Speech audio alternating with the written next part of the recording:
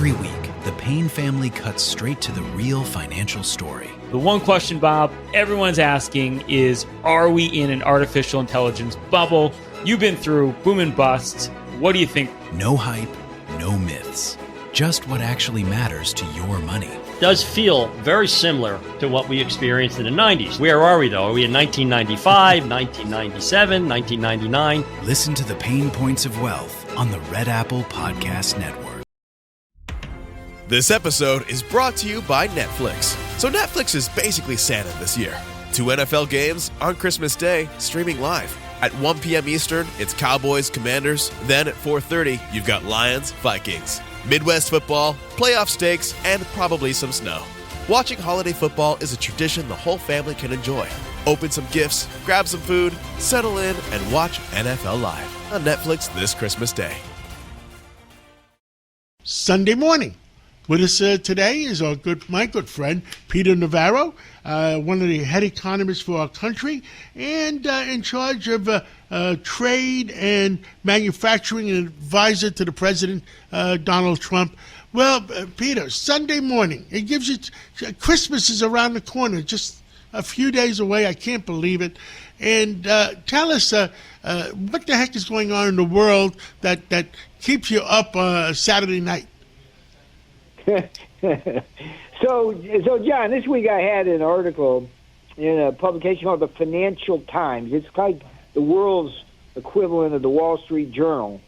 And it was about the fact that Mexico has raised tariffs on China to 50% to match United States tariffs. Now, why should anybody in New York City or around the country care about that? Well, it's simply this. It's like when we here in America put up high tariffs to protect ourselves against all the gross China cheating that happens, what China does is it takes all the product it can't dump here and dumps it elsewhere. Places like Mexico, Europe, Latin America, Africa. So what our trade team has been doing is working with our allies. Mexico would be the poster child here, to have them erect the same tariffs on China as we're doing as a way of building a global tariff wall to defend against Chinese mercantilism, as the way basically of moving us towards a more prosperous world economy. And I think the significance of the article is simply that it shows that whenever we're accused of being lone rangers on tariff policy, we're actually trying to restructure the world trading system so that it benefits not just Americans, but everybody else. And the other thing that was interesting about the article, John, I've been saying this for, I guess, getting on 20 years now, going back to the day I published The Coming China Wars in 2006, which was the book that President Trump read, and we first got introduced there. But here's the problem. It's like China is like a communist country. It's a people's republic. It doesn't have any pension or health care benefits for its people. And it's amazing. It's like a Dickensian nation. It's like nasty Brutus and short life. And so the value of life in China is not very it's not great. So if you're a working class Chinese person, what you have to do is squirrel away all the money you earn into savings accounts in case you get sick or for your retirement. And what you're not doing when you do that is you're not spending on consumption. And when you're not doing that, you're not feeding the domestic economy. So China winds up exporting to the world in order to grow its economy, and basically they're screwing everybody. So the article talks about why they need to move to have policies which help their own people, which they don't. I mean, it's basically a scam for the Communist Chinese Party officials and some corporate elites there. Understood. Now, is it solving the problem of making China more ready to make a deal with us? Yes, of course. The more pressure that we're able to put on them, both directly and indirectly, the more they may be willing to make a deal. But let's be clear. It's like they haven't shown any strong indication that they want to move forward aggressively on a deal. And yeah, I remember, and I was there in the first term, we had a beautiful deal, which they backed away from, and then we had a skinny deal, which they never fulfilled. So this is all fraught with risk, but President Trump's managing this beautifully in a way which is helping the American people and helping to create jobs, and that's what we're all about, Johnny. That's my job. Well, my job is creating jobs.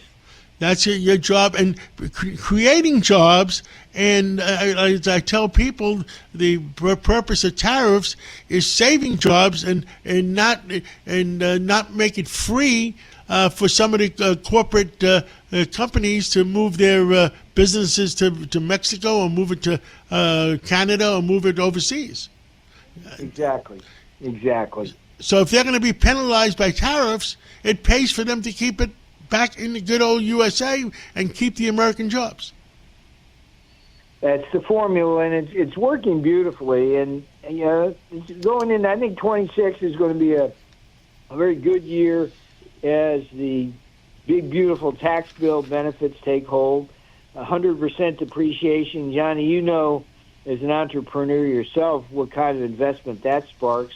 No tax on tips, no tax on overtime. That'll help blue-collar America in a big way. And the price of energy is down to the 50s, WTI. And if Trump finishes kicking the butt of Chairman Powell, interest rates will go down, and that'll help American business. Well, I think we keep learning with the reports we're getting, like the jobs report that just came out this last week. It's like the Fed's been behind the curve. And I've been saying they should have lowered their rates. We're 150 basis points higher than we should be. And it's just a shame that Powell is such a obstinate fool. I mean, he's just not an impressive man. I think you're 100% right. I think he allowed, in my opinion, politics to come into the Fed. Yeah, politics. Try that one. Yes. There you go. Peter Navarro, thank you so much. Keep doing a great job for our country, and we'll catch up again real soon. Yeah, PeterNavarro.com if you want to see the stuff coming out of the White House that I'm doing. PeterNavarro.com, that's a good place to go. Thank you so much, and Merry Christmas. You too, brother. Back at you. Thank you. Listen to this podcast now on the Red Apple Podcast Network. The Idea Gen Global Podcast with George Sifakis. I'm George Sifakis. In a world overflowing with noise, there is one forum where the world's smartest voices connect, where visionaries sit at the same table as innovators, and great minds don't just talk, they act. Download all of Red Apple Media's podcasts right now through your favorite podcast platform.